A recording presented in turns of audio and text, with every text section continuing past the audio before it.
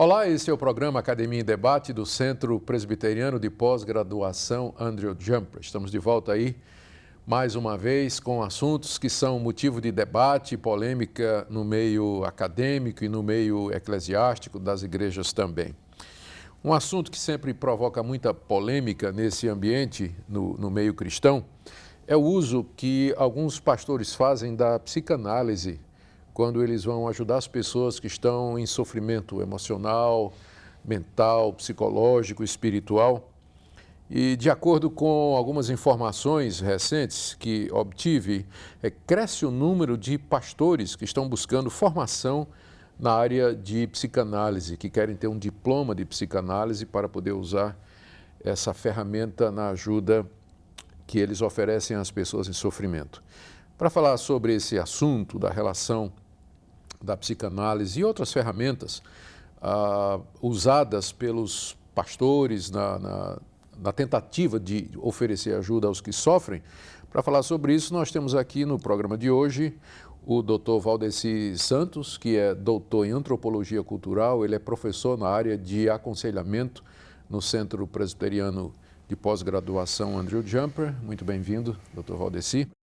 E o professor Vitor Ximenes, que é deão e professor de aconselhamento bíblico no Seminário Presbiteriano do Norte, em Recife, e mestrando também nessa mesma área.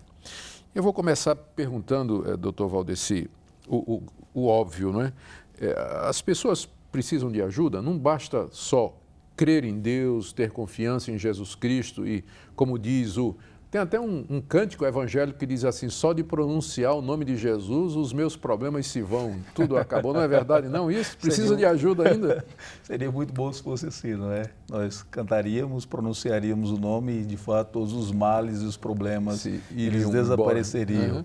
Mas a própria Bíblia Sagrada deixa claro a necessidade do aconselhamento de uns aos outros, da ajuda mútua. O apóstolo Paulo escreve em várias das suas cartas sobre isso e a experiência pessoal demonstra isso também. Nós necessitamos, por isso que Deus, quando nos converteu, nos salvou, Ele nos colocou em um corpo, a igreja, a fim de que nos ajudássemos mutuamente. E qual seria, e aqui eu vou fazer a pergunta aqui para o professor Ximenes, e já que então é preciso essa ajuda mútua, qual seria o problema de usar métodos e ferramentas desenvolvidos por não cristãos, como por exemplo a psicanálise, na hora de aconselhar uma pessoa? Qual o problema com isso? Doutor, eu penso que nós precisamos ter cuidado quando às vezes nós demonizamos métodos que não são métodos chamados cristãos e rotulamos eles disso ou daquilo. A questão envolvida na ajuda diz respeito àquilo que a palavra de Deus nos orienta enquanto o crescimento da fé, que é o despojar e o revestir-se. A palavra de Deus trata esse contínuo crescimento nesse aspecto. Ou nós usarmos, então, métodos que muitas vezes são métodos, inclusive, pagãos, com filosofias anticristãs, e que muitas vezes adentram a igreja e se tornam paritários à palavra de Deus, ou às vezes até, a partir dos nossos púlpitos e dos nossos gabinetes pastorais, colocamos até às vezes acima das Sagradas Escrituras. Mas o que haveria na psicanálise em si? Eu sei que o pai da psicanálise foi considerado Sigmund Freud, e que ele era bastante crítico da religião em geral e do cristianismo em particular. Mas o que há na psicanálise que iria contra, então, esses valores cristãos ou padrões cristãos? Eu posso dar opinião nesse aspecto? Sim. Nós estamos lidando com métodos que todos eles são construídos, edificados em cima de cosmovisões, certo? Como eu vou aconselhar uma pessoa que ela possui uma cosmovisão cristã, utilizando toda uma metodologia, todo um arcabouço de uma cosmovisão que não reconhece a existência de Deus, não reconhece a existência da alma, cujo problema do ser humano, na perspectiva deles, é muito mais causado ou pelo passado ou pela opressão do que pelo próprio pecado. Então, me traz aí algumas dificuldades. Aparentemente, não teria nenhum problema utilizar, concordo perfeitamente, não deveríamos demonizar os métodos chamados não cristãos. Todavia, quando eu estou aconselhando uma pessoa, falando ao coração ou à alma de uma pessoa, a partir de uma cosmovisão que nega a própria existência da alma, isso já traria uma contradição para o meu trabalho. Eu pensaria dentro disso, e concordo com o reverendo Valdeci, é que também existe Freud, ele foi, por excelência, um observador do ser humano e do problema. E nisso ele observou até muito melhor do que muitos de nós. No entanto, Freud ele erra quando ele dá o diagnóstico do problema. Ele vê os problemas, ele faz a observação correta. No entanto, na hora do diagnóstico, ele diz que o problema é o passado, o problema são os outros, o problema é aquilo que me cerca, e ele nunca vai dizer que o problema é o pecado do homem.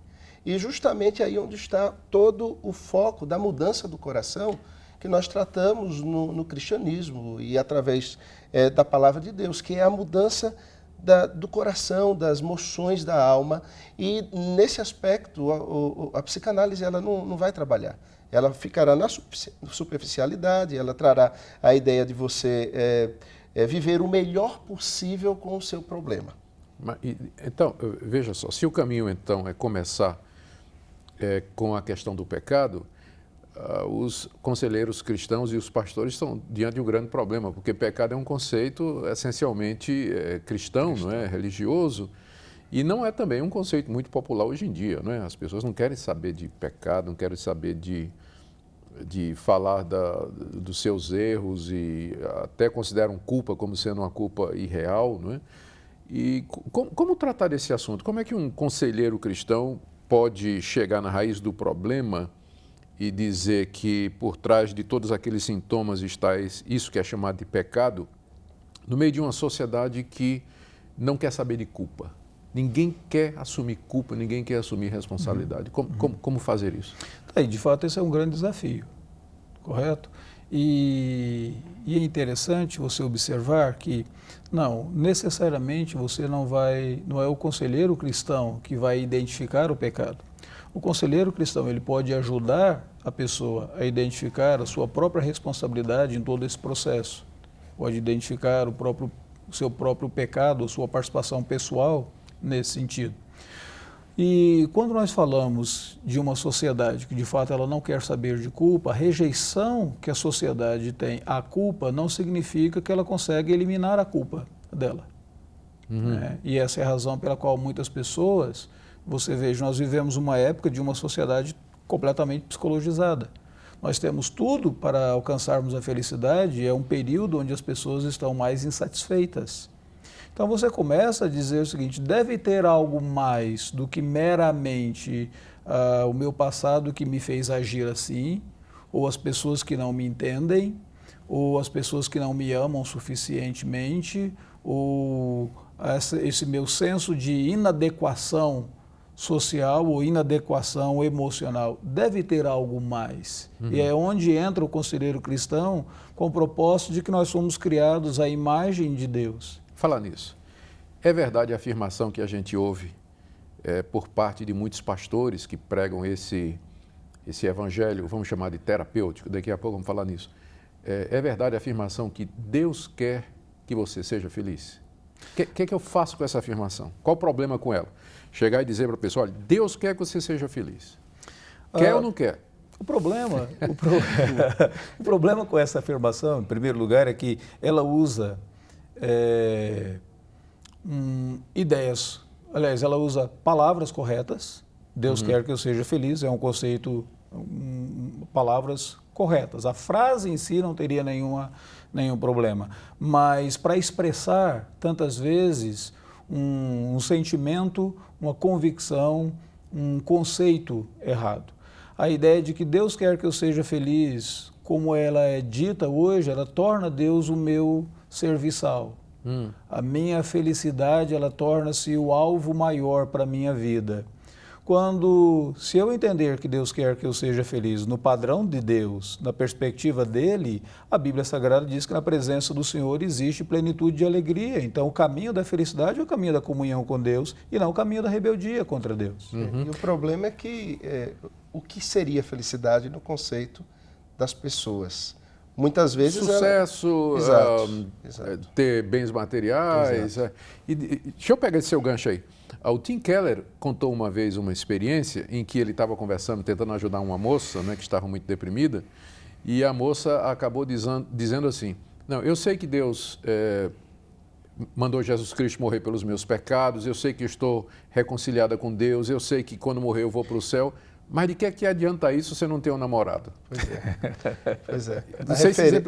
A referência de felicidade dela está no outro, naquele padrão que ela acha que é o de felicidade. No entanto, eu gosto quando o Paul David Tripp ele trabalha a ideia do porquê ou do padrão de Deus para o homem, no sentido de que esse homem ele tem as grandes questões da vida respondidas na presença de Deus. Então, quem sou eu, aonde eu estou, para onde eu vou, o que eu estou fazendo aqui, elas são respondidas na criação, diante de um Deus que é Pai, e que dá essas respostas no sentido de que eu sou criado para depender de Deus e não depender de um namorado. A minha felicidade está no fato de que eu fui criado à imagem e semelhança de Deus, no fato de que eu careço, eu necessito desesperadamente da revelação de Deus, eu sou receptor das revelações, e no sentido de que a minha vida, aí sim, não tem sentido se eu não me colocar como adorador.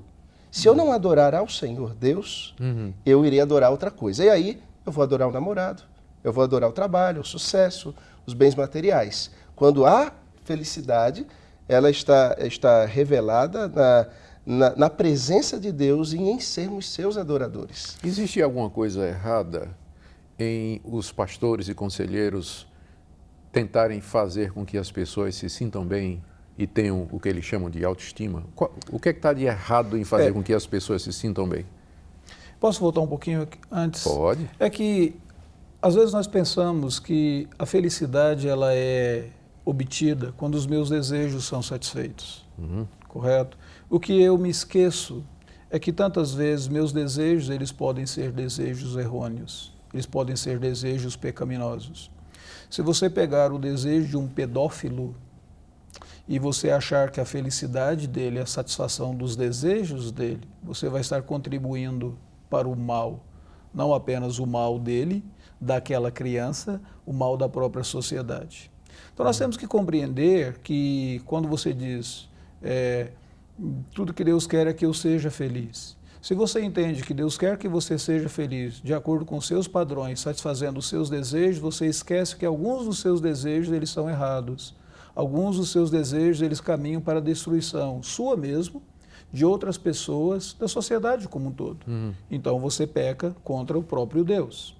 Se você entende que Deus quer que você seja feliz, não apenas obtendo uma felicidade temporal, mas uma felicidade que ela contribui para algo estável e felicidade eterna, então você vai buscar a felicidade segundo os padrões de Deus. Nesse caso. Então, a busca da felicidade, nessa perspectiva, ela passa pela comunhão, pela intimidade, pela submissão ao próprio Deus que nos criou e colocou dentro de nós a sua própria imagem. Deixa eu voltar aqui um tema que eu introduzi, apenas de passagem, a questão da autoestima. Sim. Que é um tema recorrente nesse tipo de pregação, nesse tipo de evangelho. Se não me engano, a questão da autoestima é que a pessoa vai se sentir bem à medida que ela se valoriza, à medida que ela está em paz consigo, está de boa, né, consigo. Acorda com o pé direito. Pois é. E, ao mesmo tempo, eu me lembro que Agostinho, ele diz que o orgulho, ou seja, o foco no eu e no ego, é a mãe de todos os pecados. Então, por um lado, você tem o conceito de autoestima, que é muito popular hoje, por outro, você tem esse conceito, né, de Agostinho, que eu creio que, se não me engano, está bem enraizado na questão da escritura, de que viver focado em si é a raiz de todos os males. É incompatível o conceito de autoestima com o conceito cristão da pessoa, do eu? Não apenas com o conceito cristão.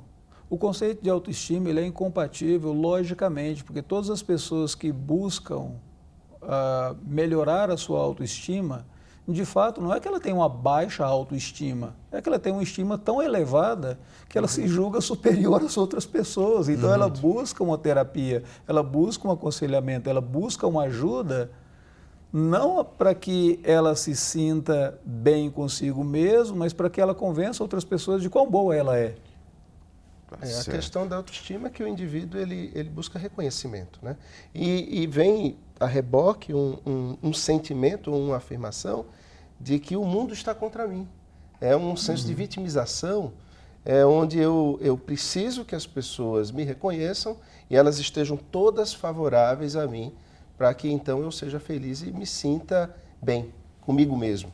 E isso aí é exatamente o que o evangelho terapêutico parece propagar. A gente vai voltar daqui a pouco, depois do intervalo, para tratar desse mesmo assunto, agora da perspectiva do chamado evangelho terapêutico. Até daqui a pouco.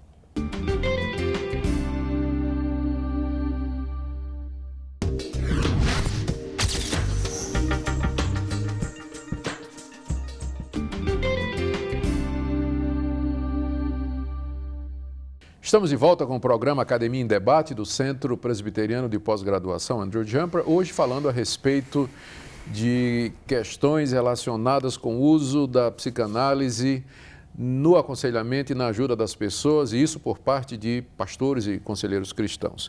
E para falar sobre esse assunto, estão aqui conosco os nossos convidados, pastor, professor Vitor Ximenes e o Dr. Valdeci Santos.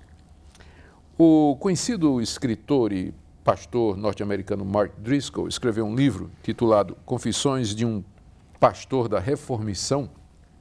Aliás, esse é até um assunto que um dia eu vou querer conversar, o que é reformição, né?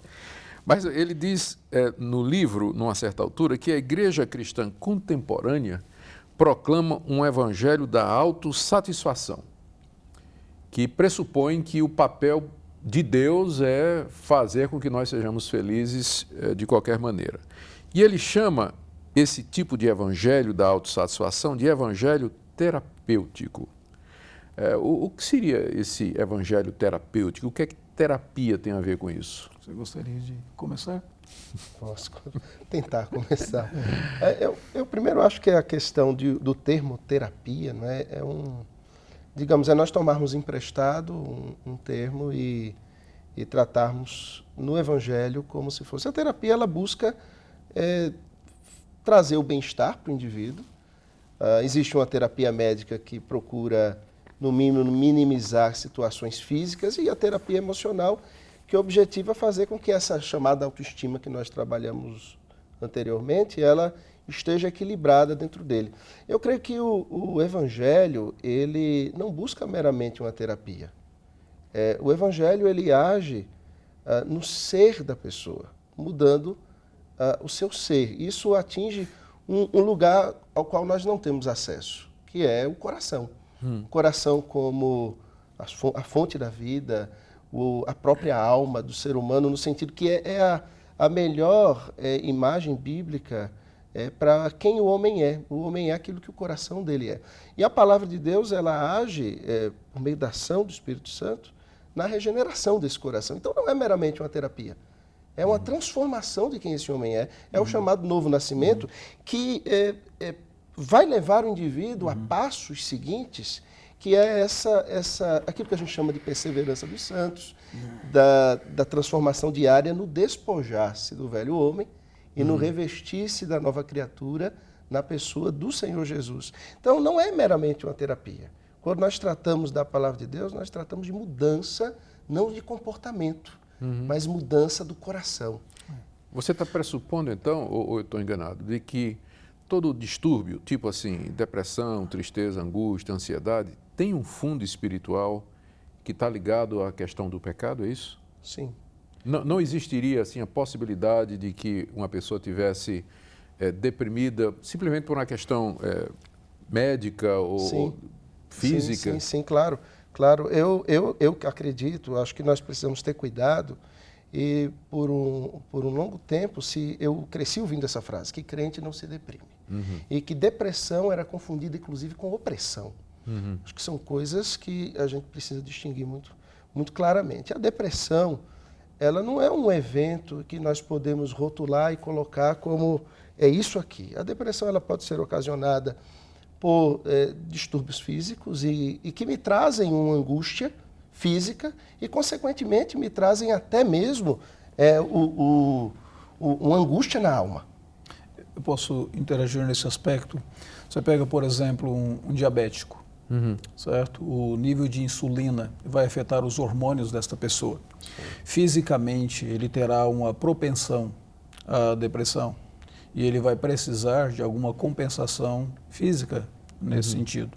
Mas não seria meramente uma compensação física. Ele vai precisar de uma terapia, de um aconselhamento, de uma ajuda de outras pessoas, até mesmo nesse processo de recuperação.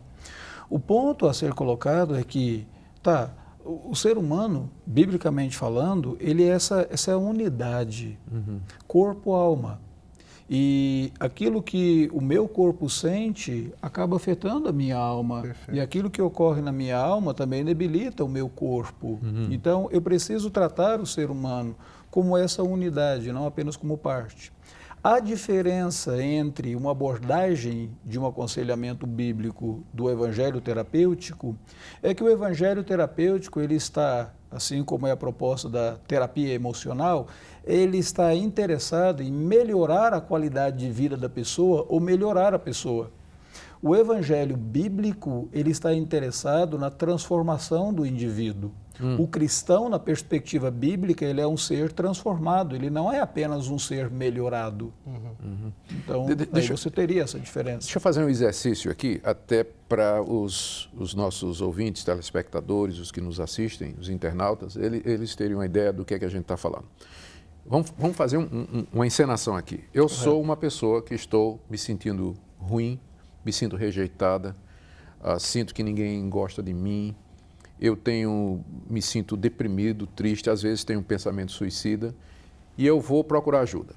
Você é um pastor que segue o aconselhamento bíblico e você é um psicanalista, tá certo? Muito então, bem. Vamos começar. Pastor, o que eu diria para você? O que você me diria? Pastor, eu estou deprimido, ninguém gosta de mim, eu acho que Deus não gosta de mim, minha vida não vale nada, eu tenho um pensamento suicida. O que é que o senhor me aconselha, pastor? Em primeiro lugar, eu diria para você, muito obrigado por você abrir o coração conosco assim, em público, isso é fantástico. Isso aqui é uma encenação, tá? Não, a primeira coisa que eu diria para você seria bem-vindo ao clube. De fato, em certo sentido, todos nós nos sentimos assim. É um aspecto de uma identificação. Aquilo que você sente em maior medida, talvez, nesse exato momento estou sentindo em menor medida, mas amanhã as coisas podem inverter, eu estarei sentindo, sofrendo em maior medida e você é quem vai me ajudar, né?